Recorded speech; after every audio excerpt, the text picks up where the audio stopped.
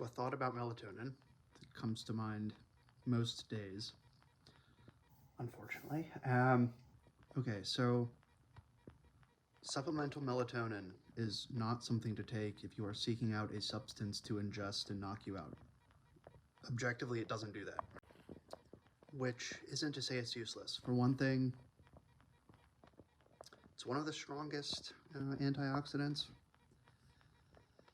Considerable research on it for various health effects / reversing negative effects of other compounds. Anyway, this is going to have to be another clip. But a better way of thinking about it with regard to sleep is it being a substance that you should take in a very low dose, consistently at the same time, so as to nudge your circadian rhythm in the direction in which you desire for it to be nudged. One aspect of this, which is more interesting than other aspects of it, is appropriate timing. There is some literature specifically on things like shifting a person's circadian rhythm subsequent to jet lag. And either that research and or other research also makes reference to when melatonin secretion naturally occurs in a normally functioning brain, with the conclusion being that for the purpose of altering circadian rhythm, what's ideal is microdosing melatonin 7 hours before desired sleep time. Thoughts that come to mind. It's been a very long time since I've looked at that literature. I've never found it to work, like that particular protocol. And it's very impractical, and any number of things can come up which can interfere with the effects of melatonin or just cause it to be a protocol to which one realistically can't adhere. So I've settled on something like 300 micrograms melatonin 1 to 2 hours before intended sleep time, with the cognizance that it should not actually be acutely sedating. It shouldn't be thought of as, okay, repeating myself as always, it's not a sleeping pill, and sleeping pills are not even very effective. By the way, all of this has been essentially technical. I do think it's worth floating the idea that if a person desires to consume something to put them out, that is at least suggestive of a bigger issue. So some thoughts there. If someone has what appears to be primary insomnia, but it's really a secondary insomnia emergent from severe anxiety, the better overarching solution is probably addressing the anxiety. So there's literature on cognitive therapy as an intervention for insomnia. I'm not sure that it's ever been shown to work for primary insomnia, which is an insomnia not emergent from something else, but it can certainly help with an insomnia emergent from anxiety. Even in that case, there may be some utility in differentiating between situational anxiety, generalized anxiety. Maybe generalized anxiety would be better treated with something like an SSRI, and then if that attenuates the anxiety, it could help the sleep, even though SSRIs can negatively affect sleep. If someone struggles with insomnia associated with rumination, okay, so that's a characteristic of a few different things, could be emergent from OCD, depression. Again, determine what's going on and to treat it. Another example that comes to mind, and I apologize for this being fragmented, this is how my brain works, unfortunately.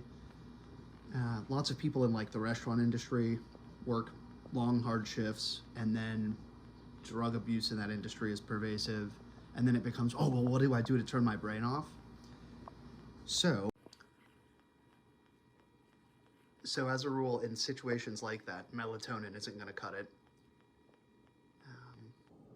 Probably the two go-tos now surely have become smoke weed, go to sleep, or get wasted, go to sleep.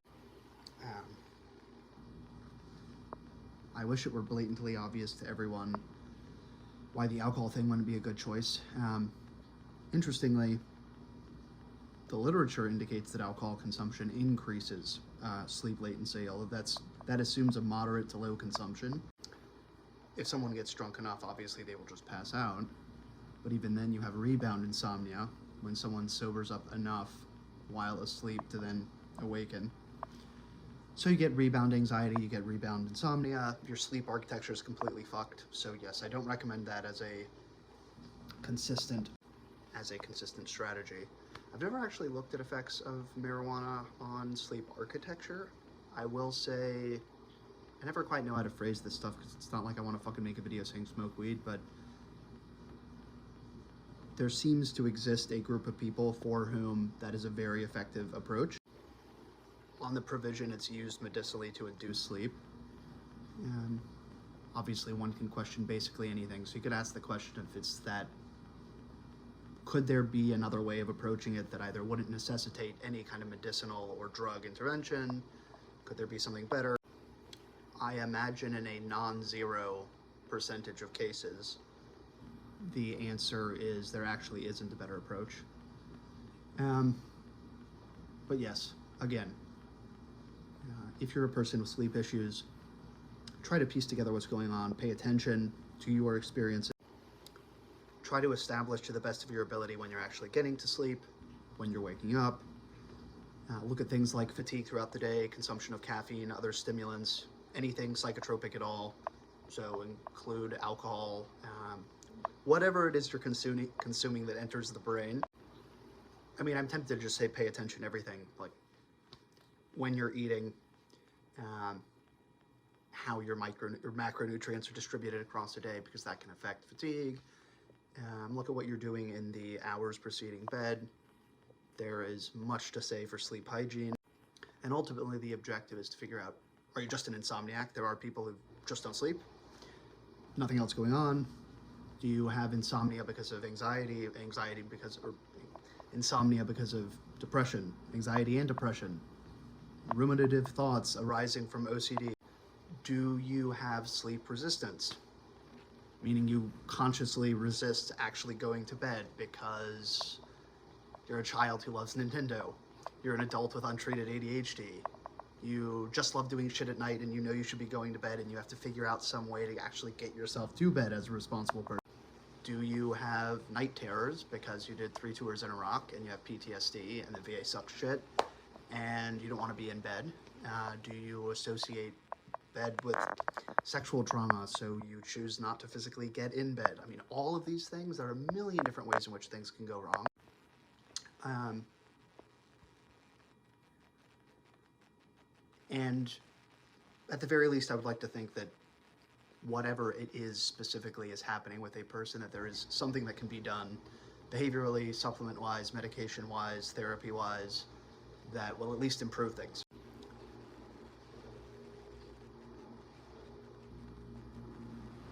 For me, interestingly, I think I found that the greatest cause of like sleep difficulties and distress arising because of that really relates to my existing psychological state. So if I'm able to get myself in something approximating a non-fucked up psychological state proceeding whenever I decide I desire to go to bed, I'm more able to get to bed and less bothered if I can't sleep. And one final thought that probably won't actually be my last, but I need to eat.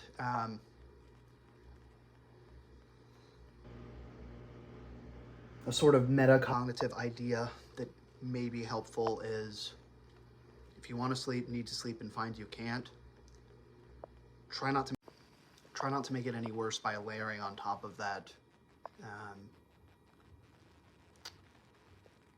cognitions, thoughts, feelings relating to, oh my god, I can't sleep, holy shit, because like that is the thing that can really ramp someone into a really negative space and can exacerbate insomnia.